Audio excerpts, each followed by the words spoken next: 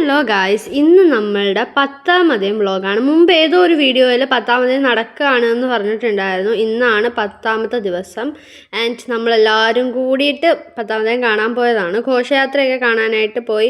ഈ വട്ടം ഒരുപാട് വെറൈറ്റി സാധനങ്ങളുണ്ടായിരുന്നു ഗായ്സ്. എല്ലാ വട്ടവും കാണുന്ന കണക്കത്തെ നോർമൽ സാധനങ്ങളല്ല, എന്നാൽ കുറച്ച് സ്പെഷ്യലായിട്ടുള്ളതായി ഈ ഗൊറില്ലയൊക്കെ വന്നിട്ട് ഞാൻ കണ്ട വഴി ഓടി. ആരുടെയോ കയ്യിലിരുന്ന ഫോണിൽ ആരോ എടുത്ത വീഡിയോ ആണ് ഗായ്സ് ഇതൊക്കെ.